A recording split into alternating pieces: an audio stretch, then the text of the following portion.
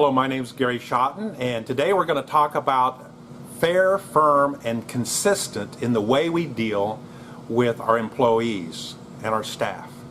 And I'm just going to kind of give you a review again. You probably, if you've been watching me for very long at all, you know that I own a machine shop. I'm sitting in this machine shop. You'll notice that there's parts that we made. I'm sitting in our finished goods department. And we have about 60 employees right now.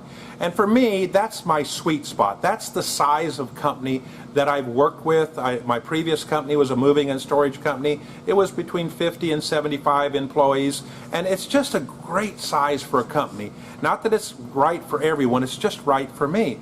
Because if I had a company of 150, 500, 5,000, I wouldn't know everybody.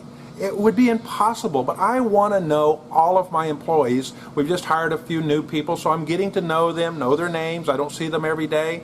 And if I only had 2 or 3 employees, you know, it's just a little too small for me to delegate and to create systems and operating systems, but that's just me. And it may be different for you. But no matter how many employees or staff members you have, you're going to have to come up with what I think those 3 words: fair, firm, and consistent. And let's talk about them one-on-one. So let's talk about fair as number one. You know, the more people you have, the more it's going to be challenging. You must create systems that would create fairness. Your pay reviews are going to need to be fair. We consider and ask our employees to keep their personal pay private, not share it with others, that it should be between them and us, the company. But realistically, that's going to get out, and that's not going to be that private. And so I've made the statement many times on pay and the levels of pay that yes, they should be held private. But if the news got out, if it became public what we're paying different individuals compared to the others, that I would have a good defense. This is why we're paying. We've just recently gone through a new procedure and improved on it, that when we have a review, and I don't make the reviews, 2 other people do together with each one of the employees, that their direct supervisors make that.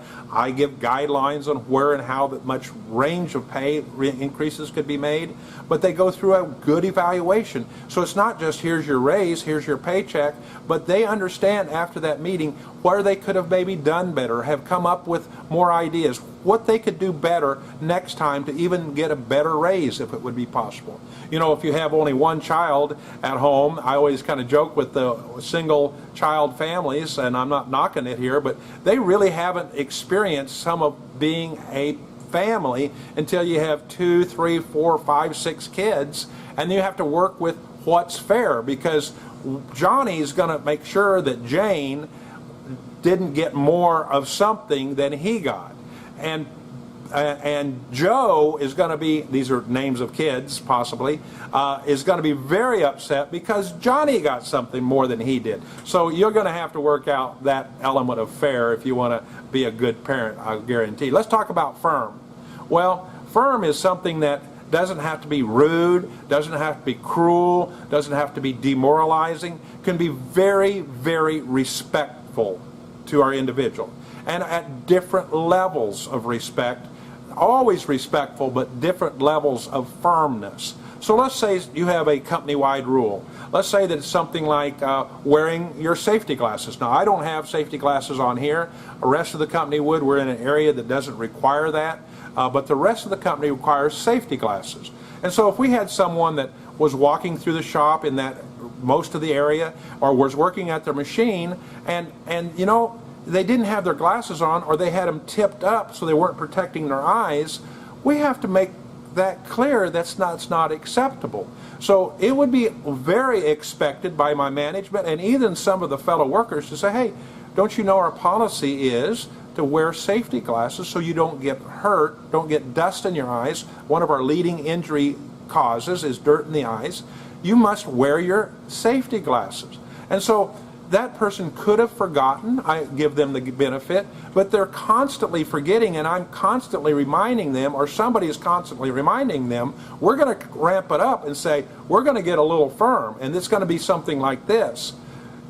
Bob, we've talked to you about always wearing your safety glasses. Bob, Is there anything you misunderstand about the need for that? Are you challenging our authority? We're going to put the pressure back on them. It's not a question of safety glasses anymore. It's a question of challenging our authority, challenging our safety policy, challenging who we are. We're going to ramp it up to be more firm. But after a while, if they keep messing with us, we're going to say, we prefer this method for people to think about it rather than fire them immediately, because this isn't really a fireable incident, to be honest, but it's something that has to be made. We have to make a point. We would probably go to the level of say, you know, we've been trying to emphasize the importance of this, and I don't think you're getting it. Why don't you go clock off and take the rest of the day off with no pay, because I can't have you here being unsafe. And they clock off. Now they have something to go home and think about. They're not working. Maybe this is getting more critical. And we don't want to create this looseness that once we let one worker not wear their safety glasses, and there are many other examples, then the rest of everybody says, hey, we don't have to wear our safety glasses because we want to be fair, and some people do and some people don't. That's not where we're going. Firm. Let's talk about consistent. Nobody wants to work for somebody or in an environment that one day they have to walk on what we call eggshells. Oh, be real careful because the boss had a bad day today. The manager is really being a jerk today. He's really causing a lot of problems. And the next day everything's just fine. That's inconsistent. We live in a world that we have enough personal inconsistencies that pop up into our life that we want to have at work as consistent and as predictable as we possibly can have. And so there's all kinds of elements of that. If we're going to be consistent, we're going to deal with things consistently.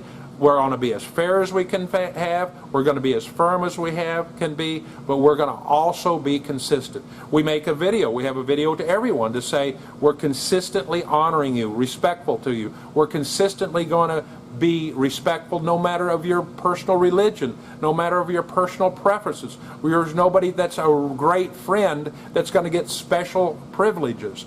All of this works together, and if you can master these things, you're on the road to having a wonderful company that can be profitable and be a success. Please share these videos if you would, these audio teachings. We appreciate you being a part of this. Thank you.